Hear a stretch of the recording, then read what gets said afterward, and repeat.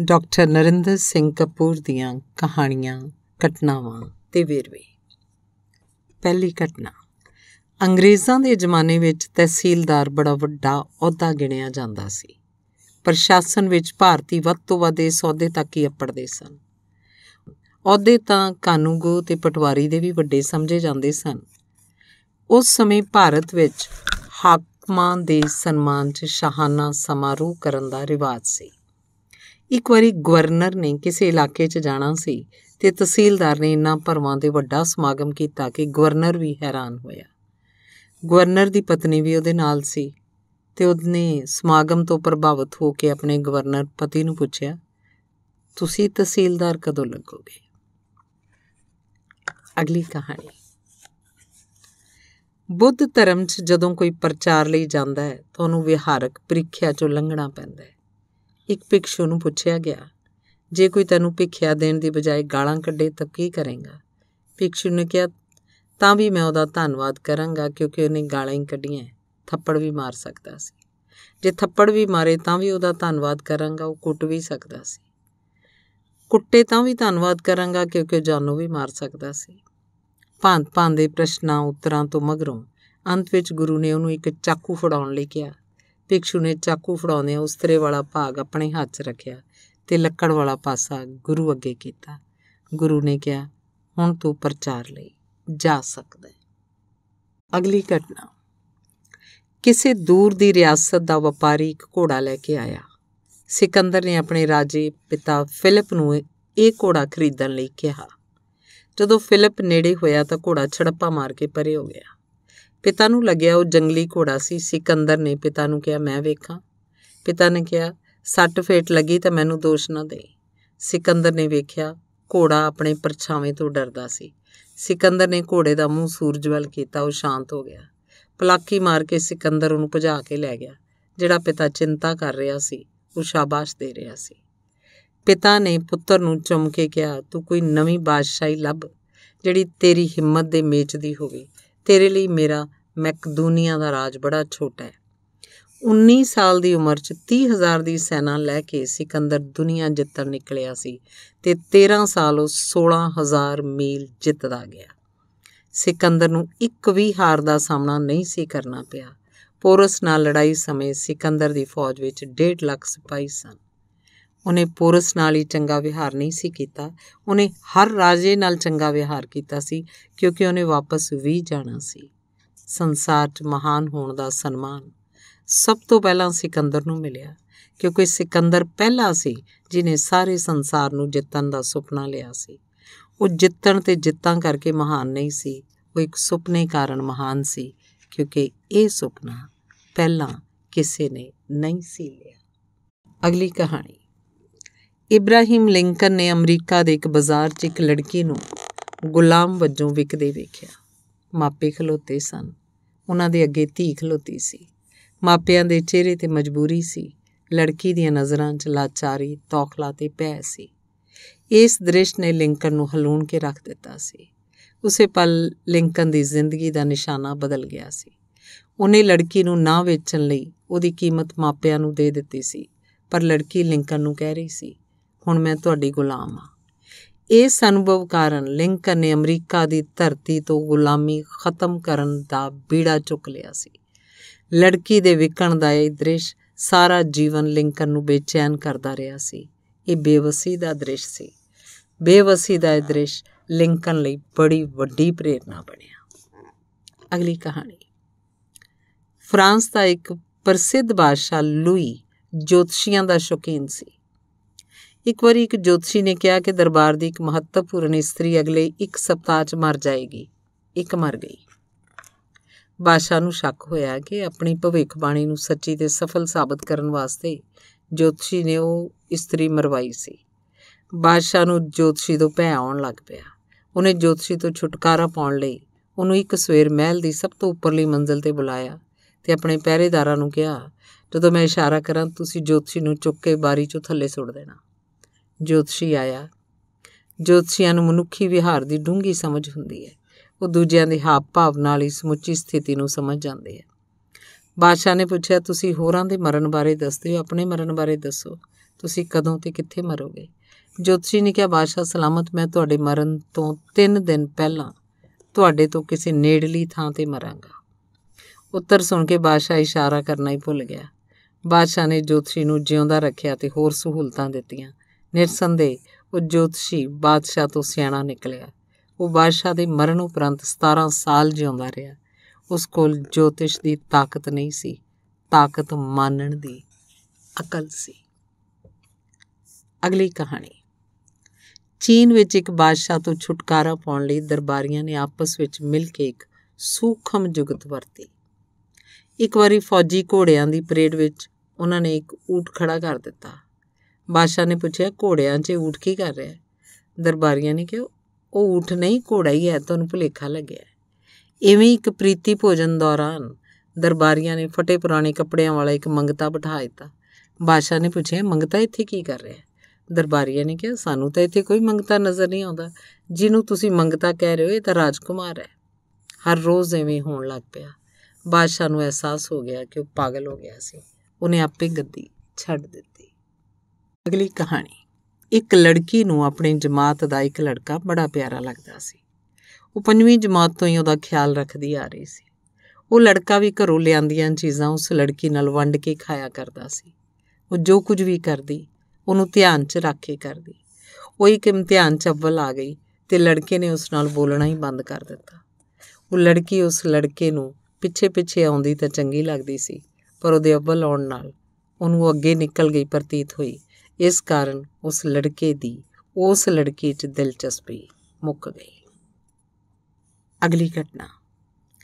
ਵਿਸ਼ਵ ਸੁੰਦਰੀ ਸੁਸ਼ਮਿਤਾ ਸੇਨ ਨੇ ਵਿਸ਼ਵ ਸੁੰਦਰੀ ਦੇ ਮੁਕਾਬਲੇ ਦੀ ਤਿਆਰੀ ਲਈ 1 ਮਹੀਨਾ ਮੁੰਬਈ ਰਹਿਣਾ ਸੀ। ਮੁੰਬਈ 'ਚ ਉਹਨੂੰ ਕੋਈ ਜਾਣਦਾ ਨਹੀਂ ਸੀ। ਉਹਨੂੰ ਕਿਸੇ ਅਜਿਹੇ ਸਾਥ ਦੀ ਲੋੜ ਸੀ ਜਿਹੜਾ ਮੁੰਬਈ ਤੋਂ ਚੰਗੀ ਤਰ੍ਹਾਂ ਵਾਕਫ ਹੋਵੇ। ਉਹਨੂੰ ਯਾਦ ਆਇਆ ਕਿ ਉਹਦਾ ਇੱਕ ਹੋਣਹਾਰ ਜਮਾਤੀ ਮੁੰਬਈ ਦੀ ਇੱਕ ਵੱਡੀ ਕੰਪਨੀ 'ਚ ਉੱਚੇ ਅਹੁਦੇ 'ਤੇ ਲੱਗਿਆ ਸੀ। ਸੁਸ਼ਮਿਤਾ ਨੇ ਉਹ ਤੋਂ ਮਦਦ ਮੰਗੀ। ਉਹਨੇ ਕਿਹਾ, ਆ ਜਾਓ, ਮੈਂ 1 ਮਹੀਨੇ ਦੀ ਛੁੱਟੀ ਲੈ ਲਵਾਂਗਾ। ਸ਼ਾਮ ਨੂੰ ਉਹਨੇ ਸੁਸ਼ਮਿਤਾ ਨੂੰ ਦੱਸਿਆ ਕਿ ਕੰਪਨੀ ਨੇ ਉਹਨੂੰ ਛੁੱਟੀ ਦੇ ਦਿੱਤੀ ਹੈ। ਉਹ ਮਹੀਨਾ ਭਰ ਸੁਸ਼ਮਿਤਾ ਦੇ ਨਾਲ ਰਿਹਾ, ਹੌਸਲਾ ਦਿੱਤਾ, ਪ੍ਰੇਰਨਾ ਦਿੱਤੀ, ਮਨੋਬਲ ਵਧਾਇਆ। ਅਤੇ ਜਦੋਂ ਸੁਸ਼ਮਿਤਾ ਵਿਸ਼ਵ ਸੁੰਦਰੀ ਚੁਣੀ ਗਈ ਤਾਂ ਉਹਨੂੰ ਪਤਾ ਲੱਗਾ ਕਿ ਕੰਪਨੀ ਨੇ ਉਹਦੀ ਜਮਾਤੀ ਨੂੰ ਛੁੱਟੀ ਨਹੀਂ ਸੀ ਦਿੱਤੀ, ਉਹਦੀ ਛੁੱਟੀ ਕਰ ਦਿੱਤੀ ਸੀ। ਕੰਪਨੀ ਨੇ ਕਿਹਾ ਸੀ ਨੌਕਰੀ ਜਾਂ ਛੁੱਟੀ ਵਿੱਚੋਂ ਇੱਕ ਚੁਣ ਲਓ। ਉਹਨੇ ਛੁੱਟੀ ਚੁਣ ਲਈ ਸੀ ਅਤੇ ਨੌਕਰੀ ਗਵਾ ਲਈ ਸੀ। ਉਹ ਬੜੇ ਉੱਚੇ ਅਹੁਦੇ 'ਤੇ ਲੱਗਿਆ ਹੋਇਆ ਸੀ। ਕੰਪਨੀ 1 ਮਹੀਨੇ ਲਈ ਉਹਦੀ ਗੈਰ ਹਾਜ਼ਰੀ ਬਰਦਾਸ਼ਤ ਨਹੀਂ ਸੀ ਕਰ ਸਕਦੀ। ਸੁਸ਼ਮਿਤਾ ਨੇ ਕਿਹਾ, ਕਮਾਲ ਦਾ ਆਦਮੀ ਸੀ ਉਹ। ਮੇਰਾ ਉਹ ਕੇਵਲ ਜਮਾਤੀ ਰਿਹਾ ਸੀ। ਮੈਂ ਤਾਂ ਸੋਚ ਵੀ ਨਹੀਂ ਸੀ ਸਕਦੀ ਕਿ ਮੇਰੇ ਲਈ ਕੋਈ ਮੁੰਬਈ ਵਰਗੇ ਸ਼ਹਿਰ ਵਿੱਚ ਅੰਤਰਰਾਸ਼ਟਰੀ ਕੰਪਨੀ ਦਾ ਇੰਨਾ ਵੱਡਾ ਅਹੁਦਾ ਕੁਰਬਾਨ ਕਰ ਦੇਗਾ। ਮੈਂ ਸੁਣਿਆ ਹੋਇਆ ਸੀ ਕਿ ਹਰ ਵੱਡੀ ਸਫਲਤਾ ਪਿੱਛੇ ਇੱਕ ਵੱਡੀ ਕੁਰਬਾਨੀ ਲੱਗੀ ਹੁੰਦੀ ਹੈ। ਉਹ ਵਿਆਹਿਆ ਹੋਇਆ ਹੈ, ਪਰ ਉਹ ਜ਼ਿੰਦਗੀ ਭਰ ਮੇਰਾ ਦੋਸਤ ਰਹੇਗਾ। ਉਹ ਕਿਧਰੇ ਵੀ ਹੋਵੇ, ਮੈਂ ਉਹਦੀ ਖੁਸ਼ਹਾਲੀ ਦੀ ਦੁਆ ਮੰਗਦੀ ਰਹਾਂਗੀ, ਉਸ ਤੋਂ ਕੁਰਬਾਨ ਹੁੰਦੀ ਰਹਾਂਗੀ, ਉਹਦੀ ਕੁਰਬਾਨੀ ਨੂੰ ਹਮੇਸ਼ਾ ਯਾਦ ਰੱਖਾਂਗੀ। ਮੇਰੇ ਵਾਸਤੇ ਉਹ ਰੱਬ ਵਰਗਾ ਨਹੀਂ, ਮੇਰਾ ਰੱਬ ਉਸ ਵਰਗਾ ਹੈ। ਅਗਲੀ ਘਟਨਾ। ਮਾਊਂਟ ਐਵਰੈਸਟ ਦੀ ਸਿਖਰ 'ਤੇ ਪਹੁੰਚਣ ਵਾਲੇ ਐਡਮੰਡ ਹਿਲੇਰੀ ਅਤੇ ਭਾਰਤੀ ਤੇਨਜ਼ਿੰਗ ਪਹਿਲੇ ਸਨ। ਉੱਪਰ ਜਾਣ ਦੀ ਇੱਕ ਹੋਰ ਵਧੇਰੇ ਕਠਿਨ ਮਾਰਗ ਸੀ। ਜਿਸ ਰਾਹੀਂ ਅਜੇ ਤੱਕ ਕੋਈ ਨਹੀਂ ਸੀ ਗਿਆ।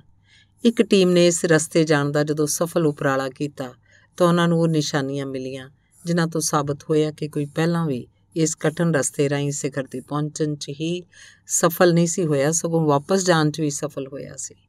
ਹੈਰਾਨੀ ਵਾਲੀ ਗੱਲ ਇਹ ਸੀ ਕਿ ਜਿਸ ਨੇ ਵੀ ਇਹ ਉਪਰਾਲਾ ਕੀਤਾ ਸੀ ਉਹਨੇ ਸੰਸਾਰ ਨੂੰ ਆਪਣੀ ਪ੍ਰਾਪਤੀ ਬਾਰੇ ਦੱਸਿਆ ਹੀ ਨਹੀਂ ਸੀ, ਅਤੇ ਇਹ ਸੱਚੀ ਮਹਾਨਤਾ ਸੀ। ਅਗਲਾ ਵੇਰਵਾ। ਵਿਦੇਸ਼ੀਆਂ ਨੂੰ ਸਾਡੇ ਦੇਸ਼ ਦਾ ਸਭ ਤੋਂ ਵੱਧ ਦਿਲਚਸਪ ਅਤੇ ਹੈਰਾਨ ਕਰਨ ਵਾਲਾ ਦ੍ਰਿਸ਼ ਸਾਡੀਆਂ ਸੜਕਾਂ 'ਤੇ ਆਵਾਜਾਈ ਲੱਗਦਾ ਹੈ। ਇੱਥੇ ਕੋਈ ਡਰਾਈਵਰ ਬੀਮਾ ਨਹੀਂ ਕਰਾਉਂਦਾ, ਕਿਉਂਕਿ ਡਰਾਈਵਰ ਜਾਣਦੇ ਆ ਕਿ ਜੇ ਮੌਤ ਆਈ ਤਾਂ ਕੋਈ ਬਚਾ ਨਹੀਂ ਸਕਦਾ ਅਤੇ ਜੇ ਨਹੀਂ ਆਈ ਤਾਂ ਕੋਈ ਮਾਰ ਨਹੀਂ ਸਕਦਾ।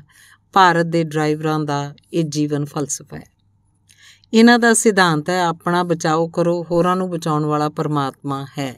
ਇਹਨਾਂ ਅਨੁਸਾਰ ਸੱਜੇ ਖੱਬੇ ਦੋਵੇਂ ਪਾਸੇ ਚੱਲੋ, ਜੇ ਚੱਲ ਸਕੋ ਤਾਂ ਵਿਚਕਾਰ ਵੀ ਚੱਲੋ।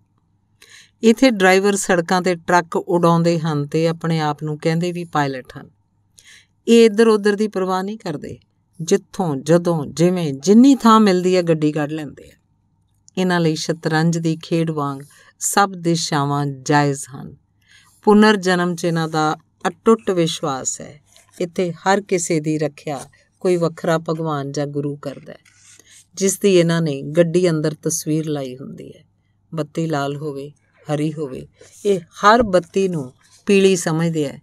ਕਈ ਸਿਆਣੇ ਇਹਨਾਂ ਦੇ ਅਗਲੇ ਪਾਸਿਓਂ ਸੜਕ ਪਾਰ ਕਰਨ ਸਮੇਂ ਆਪਣੀ ਮੂਰਖਤਾ ਸਿੱਧ ਕਰ ਜਾਂਦੇ ਹੈ। ਜੇ ਕੋਈ ਗੱਡੀ ਦੇ ਅੱਗੋਂ ਬਚ ਜਾਏ ਤਾਂ ਸੱਟ ਪਿਛਲੇ ਪਾਸਿਓਂ ਲੱਗਦੀ ਹੈ, ਕਾਰ ਨੂੰ ਵੀ, ਸਵਾਰੀ ਨੂੰ ਵੀ। ਯੂਰਪ ਵਿੱਚ ਹਾਰਨ ਵਜਾਉਣਾ ਰੋਸ ਦਾ ਪ੍ਰਮਾਣ ਹੁੰਦਾ ਹੈ, ਪਰ ਭਾਰਤ ਵਿੱਚ ਹਾਰਨ ਵਜਾਉਣਾ ਇਸ ਗੱਲ ਦਾ ਸਬੂਤ ਹੁੰਦਾ ਹੈ ਕਿ ਡਰਾਈਵਰ ਜਾਗਦਾ ਹੈ। ਇੱਥੇ ਡਰਾਈਵਰ ਉਦੋਂ ਹੀ ਹਾਰਨ ਨਹੀਂ ਵਜਾਉਂਦਾ ਜਦੋਂ ਸੁੱਤਾ ਹੋਵੇ। ਅਮਰੀਕਾ 'ਚ ਹਾਰਨ ਨੂੰ 2 ਵਾਰ ਵਜਾਉਣਾ ਸਦਭਾਵਨਾ, ਪਿਆਰ ਤੇ ਹਿਮਾਇਤ ਦਾ ਪ੍ਰਗਟਾਵਾ ਸਮਝਿਆ ਜਾਂਦਾ ਹੈ। ਪਰ ਭਾਰਤ 'ਚ ਇਹਦਾ ਅਰਥ ਹੈ ਕਿ ਚੱਲ ਪਓ, ਨਹੀਂ ਤਾਂ ਮੈਂ ਚੱਲਣ ਲੱਗਾ। ਜੇ ਮੈਂ ਚੱਲ ਪਿਆ ਤਾਂ ਫਿਰ ਤੁਸੀਂ ਕਦੇ ਵੀ ਨਹੀਂ ਚੱਲ ਸਕੋਗੇ, ਤੁਹਾਨੂੰ ਯਾਦ ਕਰਵਾ ਰਿਹਾ। ਕਈ ਵਾਰੀ ਇਹ ਹਾਰਨ ਸੜਕ 'ਤੇ ਬੈਠੀ ਗਾਂ ਨੂੰ ਹੈਲੋ ਕਹਿਣ ਲਈ ਵੀ ਵੱਜਦੇ ਹੈ। ਇੱਥੇ ਝਗੜਨਾ ਤੇ ਝਗੜਾ ਕਰਨਾ ਇੰਨਾ ਹਰਮਨ ਪਿਆਰਾ ਹੈ ਕਿ ਤੁਹਾਨੂੰ ਟ੍ਰੈਫਿਕ ਜੈਮ 'ਚ ਇਹਦੇ ਵੰਨ-ਸੁਵੰਨੇ ਸਬੂਤ ਮਿਲ ਜਾਣਗੇ।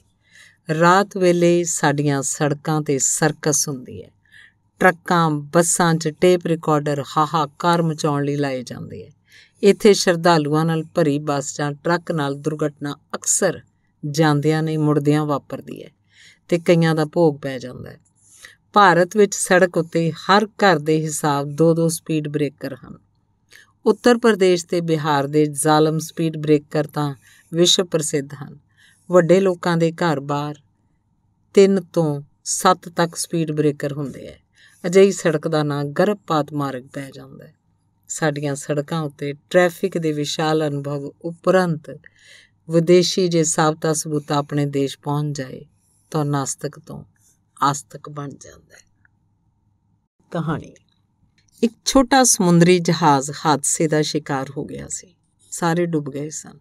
ਕੇਵਲ ਇੱਕ ਤੈਰ ਕੇ ਨੇੜੇ ਦੇ ਛੋਟੇ ਜਿਹੇ ਟਾਪੂ 'ਤੇ ਅੱਪੜਿਆ। ਉਹ ਹਰ ਰੋਜ਼ ਅਸਮਾਨ ਵੱਲ ਵੇਖਦਾ ਸੀ, ਮਦਦ ਦੀ ਆਸ ਨਾਲ। ਉਹ ਸਵੇਰੇ ਸ਼ਾਮ ਅਰਦਾਸ ਕਰਦਾ ਸੀ। ਜਦੋਂ ਆਸ ਉਮੀਦ ਮੁੱਕ ਗਈ ਤਾਂ ਕੰਢੇ ਨਾਲ ਲੱਗੀਆਂ ਲੱਕੜਾਂ ਨਾਲ ਉਹਨੇ ਇੱਕ ਝੁੱਗੀ ਬਣਾਈ, ਧੁੱਪ, ਮੀਂਹ, ਠੰਡ ਤੋਂ ਬਚਣ ਲਈ। ਕੁਛ ਦਿਨ ਹੀ ਝੁੱਗੀ 'ਚ ਰਿਹਾ ਸੀ ਕਿ ਇੱਕ ਦਿਨ ਖਾਣ ਲਈ ਫਲ ਆਦਿ ਇਕੱਠੇ ਕਰਕੇ ਪਹਾੜੀਆਂ ਦੇ ਓਹਲੇ ਤੇ ਹਨੇਰੇ 'ਚ ਜਦੋਂ ਵਾਪਸ ਮੁੜਿਆ ਤਾਂ ਵੇਖਿਆ ਝੁੱਗੀ ਨੂੰ ਅੱਗ ਲੱਗੀ ਹੋਈ ਸੀ। ਲਾਟਾਂ ਨਿਕਲ ਰਹੀਆਂ ਸਨ। ਰੱਬ ਨੂੰ ਕੋਸਿਆ, ਇਹ ਕੀ ਕੀਤਾ? ਹੇ ਰੱਬਾ, ਤੂੰ ਮਦਦ ਤਾਂ ਕੀ ਕਰਨੀ ਸੀ, ਮੇਰੀ ਝੁੱਗੀ ਵੀ ਖੋਹ ਲਈ। ਅਗਲੇ ਦਿਨ ਸਵੇਰੇ ਇੱਕ ਸਮੁੰਦਰੀ ਜਹਾਜ਼ ਕੰਢੇ ਆ ਲੱਗਾ। ਇਹ ਜਹਾਜ਼ ਉਹਨੂੰ ਬਚਾਉਣ ਲਈ ਆਇਆ ਸੀ। ਉਹਨੇ ਜਹਾਜ਼ ਵਾਲਿਆਂ ਨੂੰ ਪੁੱਛਿਆ, ਤੁਹਾਨੂੰ ਕਿਵੇਂ ਪਤਾ ਲੱਗਾ ਕਿ ਮੈਂ ਇੱਥੇ ਹਾਂ? ਅਸੀਂ ਅੱਗ ਵੇਖੀ ਸੀ, ਅਸੀਂ ਧੂੰਆਂ ਵੇਖਿਆ ਸੀ, ਅਸੀਂ ਜਾਣ ਗਏ ਸੀ ਕਿ ਇੱਥੇ ਮਦਦ ਦੀ ਲੋੜ ਹੈ। ਜਦੋਂ ਹਾਲਤ ਭੈੜੀ ਹੋਵੇ, ਦਿਲ ਛੱਡਣ ਦੀ ਲੋੜ ਨਹੀਂ। ਰੱਬ ਹਰ ਵੇਲੇ ਕੰਮ ਕਰ ਰਿਹਾ ਹੈ। ਜੇ ਉਹ ਸਾਡੀ ਮਦਦ ਨਹੀਂ ਕਰ ਰਿਹਾ ਤਾਂ ਸਪਸ਼ਟ ਹੈ ਕਿ ਅਜੇ ਮਦਦ ਕਰਨ ਦਾ ਵੇਲਾ ਨਹੀਂ ਆਇਆ ਅਤੇ ਮਦਦ ਕਰਨ ਦਾ ਸਬੱਬ ਨਹੀਂ ਬਣ ਰਿਹਾ। ਅਗਲੀ ਵਾਰੀ ਤੁਹਾਡੀ ਝੁੱਗੀ ਸੜ ਜਾਏ ਤਾਂ ਅੱਗ ਤੇ ਧੂੰਆਂ ਸੰਕੇਤ ਹੋਣਗੇ ਕਿ ਉੱਪਰ ਰਹਿਮਤ ਹੈ, ਥੱਲੇ ਹਿੰਮਤ ਹੋਣੀ ਚਾਹੀਦੀ ਹੈ। ਹਿੰਮਤ ਕਰੋਗੇ, ਰਹਿਮਤ ਹੋ ਜਾਏਗੀ। ਅਗਲੀ ਕਹਾਣੀ।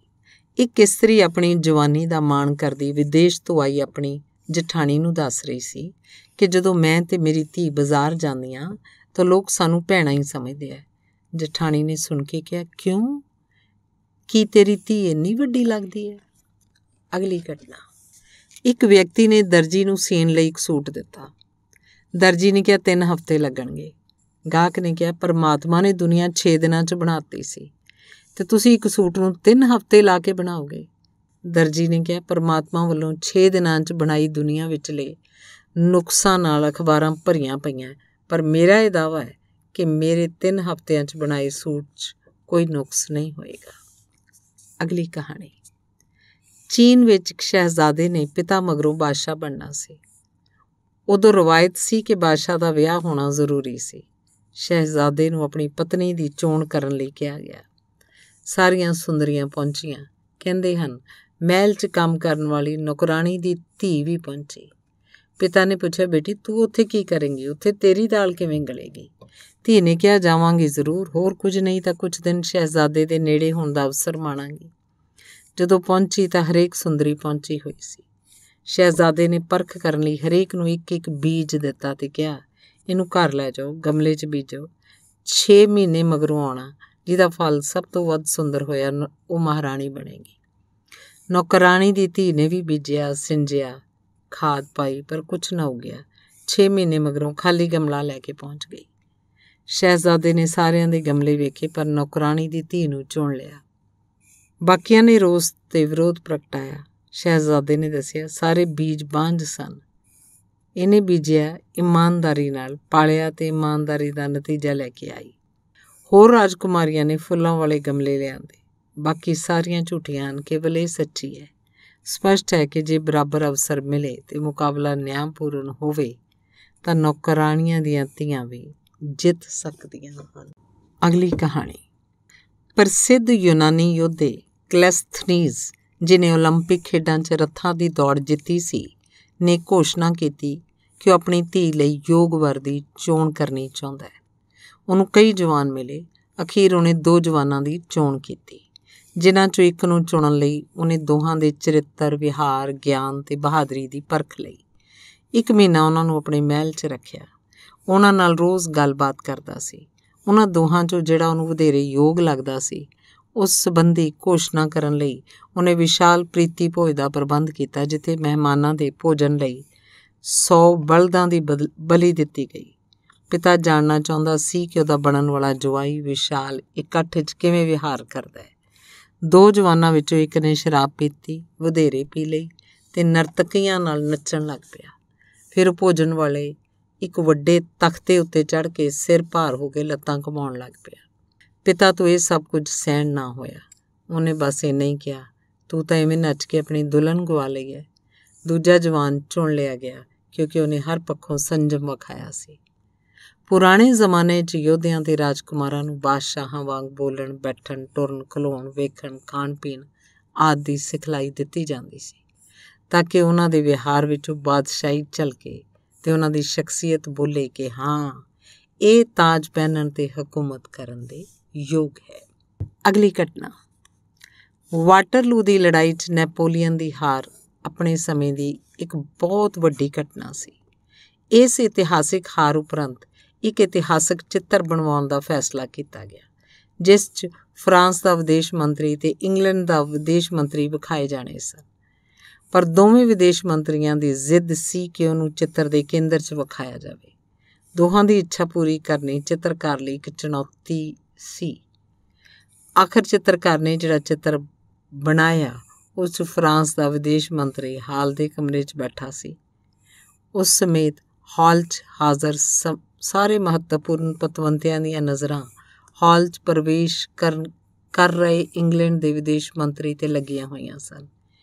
ਇੱਕ ਕੇਂਦਰ 'ਚ ਬੈਠਾ ਸੀ, ਦੂਜੇ ਨੂੰ ਕੇਂਦਰੀ ਮਹੱਤਵ ਮਿਲ ਰਿਹਾ ਸੀ। ਅਗਲੀ ਘਟਨਾ।